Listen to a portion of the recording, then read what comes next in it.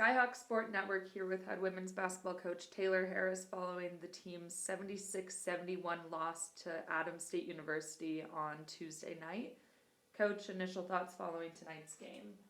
Well, I'm just proud of how we battled and just kind of ran out of time on the. I felt like we were playing really well right at the end of the game and just kind of ran out of time there. But Adams State is a top 20 scoring team in the country for a reason. They can put a lot of points together in a hurry, and we saw that in the fourth quarter. And I think we played 30 minutes of great defense tonight, and just those 10 minutes where we just didn't have the intensity of the first 30 minutes. Kind of just was the difference in the game, I think. Yeah, and you mentioned a second half push for Adams State. You guys led the game for about 30 minutes. They had 31 points in that fourth quarter to ultimately take the game. What adjustments did you see from the Grizzlies tonight to start scoring late in the game? Well, they picked up their pressure, and it was just kind of. I felt we adjusted pretty good. I thought we adjusted better in the Pueblo game, and I think in the third quarter we did a good job of still being aggressive. And I think, just some of the balls just didn't bounce our way sometimes, and it's just that's what basketball is sometimes it's a lucky bounce one way, lucky bounce the other. And I thought we got great looks from the three that just didn't go in. I thought we had good points where we were attacking their press, and they just got a little tip on it, and it went their way. And there's some adjustments, sure, that we can look at the film and help us for later, but I really felt like we did a good job battling. We really did. And we talked about fouls a little bit before we started the stream here, but Lene got in foul trouble early, ended up fouling out, played 19 minutes. Who'd you see step up in her absence to score points and kind of be that go-to player? Well, I thought Sadie Meisner did a really good job. I thought Alyssa Adams did a really good job, and Avery Evans in her first game back after 2 weeks did a really good job.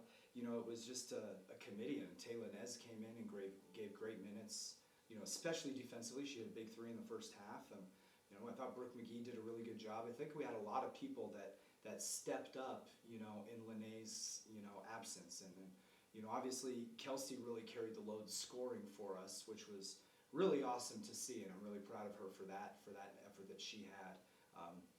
And I thought there's just a lot of bright spots, offensively for us tonight.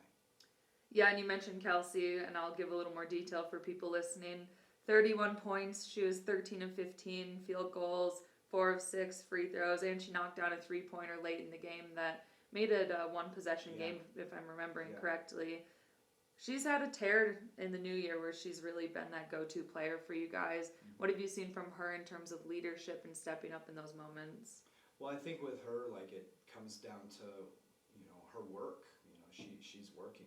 She did an hour workout, 2 hours before the game today. She's getting her work in outside of practice, and it's really showing because her confidence, it's when you put in work, you're more confident, and I think that's what we're really seeing, with her. And she's, getting more patient. Sometimes those travels that she was getting in December and in early January are kind of going away because she's working on it, and I'm just really proud of her and the work she's putting in.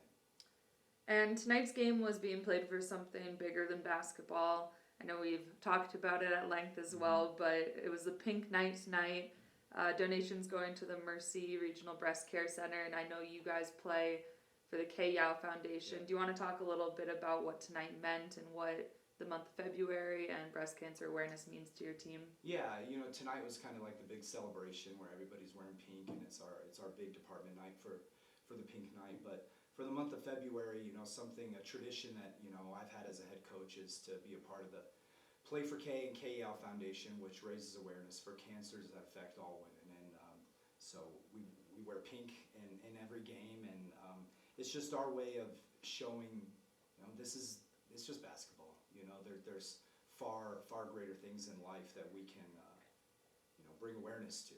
We had a guest coach tonight that was really inspirational to us, and her message as a survivor was just incredible for us. So we're really grateful to just play a small part in the awareness of cancers against women. So we're really grateful for that. And to close it out, it's a unique week. You've got a game on Friday, and then you've got the weekend off before you're back home on Monday. Yeah. What's the plan heading into Friday's game on the road at Western Colorado? Well, it's interesting because this late in the season, the prioritization for teams has to be rest. You play a game and, with academics going on and everything, rest is very important. So we put a priority on rest and just kind of getting shots up and feeling good and just kind of maintaining right now. And we're going to get back to work. We'll take tomorrow off, get back to work on Thursday. Yeah, Thursday before we head to Gunnison for a great game on Friday. Thank you, Coach. Thank you.